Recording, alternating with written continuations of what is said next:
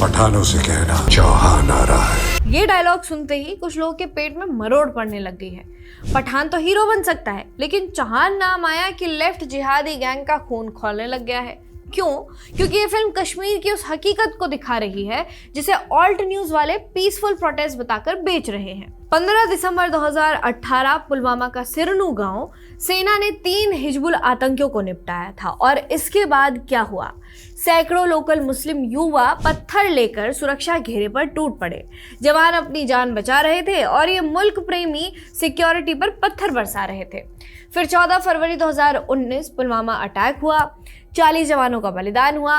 एक दिन में 40 परिवार टूट गए और उसके साथ देश निशब्द था। इसीलिए जेनजीज को ये बताना जरूरी है कि अभी भी 14 फरवरी यानी कि जो वैलेंटाइंस डे है उसको एज अ ब्लैक डे क्यों मनाया जाता है इंडिया में, क्योंकि पुलवामा का घाव अभी भी जल रहा है। अब आते हैं मेन बात पर। ऑल्ट न्यूज वाले पैलेट गन पर रो रहे हैं, लंबे लंबे आर्टिकल लिखकर बता रहे हैं कि फिल्म में पैलेट गन्स को डेंजरस नहीं बताया है। अरे भाई, जब भीड़ पत्थर और पेट्रोल बम फेंकती है तब क्या इंडियन आर्मी उन्हें चॉकलेट बांटेगी? अब जरा ये सुनिए, कश्मीर में पत्थरबाजी और पेट्रोल बम हमलों में हजारों जवान घायल हुए, कई की आंखें निकल गई, चेहरे जल गए, हाथ पैर टूट गए। लेकिन आज भी सीआरपीएफ के जवान रोज इस जिहादी पत्थरबाजी का सामना करते हैं, फिर भी शांत ही दिखते हैं। लेकिन जब जिहादियों पर एक्शन लिया जाता है तो ये ह्यूमन राइट्स का रोना रोना शुरू कर देते हैं। अगर आपको ये सारी बातें सुनकर हैरानी हो रही है तो अब ये भी याद कीजिए कि रातों रात कश्मीरी पंडितों को घर से भगा दिया गया था, महिलाओं के साथ बलात्कार किया गया,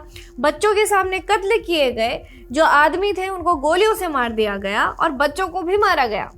अब वो भी याद कीजिए कि दिल्ली दंगों में अंकित शर्मा को पीट पीट कर मार डाला गया, दिलबर नेगी का कत्ल हुआ, कोविड में जमातियों ने अस्पतालों पर पत्थर बरसाए, बनभूलपुरा में पुलिस अफसरों पर हमला किया गया, कश्मीर से दिल्ली और कन्याकुमारी से केरला तक एक ही मॉडस ऑपरेंडाई, एक ही किताब की एसओपी चलती है और इतना ही विक्टिम प्ले ऑल्ट न्यूज करता हुआ दिख रहा है।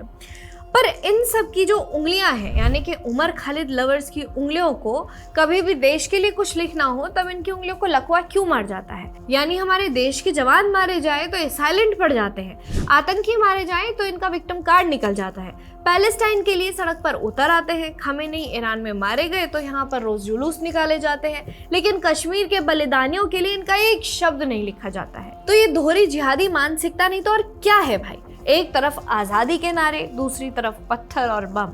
और जब धुरंधर, चौहान जैसी फिल्में बस उनका टीजर ही ना आईना दिखा देता है तो ये जलने लग जाते हैं, क्योंकि अभी इन फिल्मों में टेररिस्ट की लव स्टोरी नहीं दिखाई जा रही है बल्कि सच्चाई दिखाई जा रही है। कश्मीर में स्टोन पेल्टिंग एक कल्चर नहीं, रेडिकलाइजेशन कल्चर है।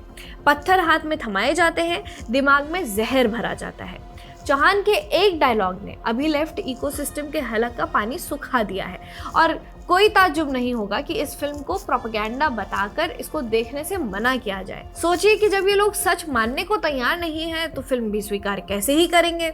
ये सारी फिल्में बस वही का आईना है जिसे देखकर लेफ्ट वालों का जलना भी ऑब्वियस ही है। देखते रहिए ऑप इंडिया।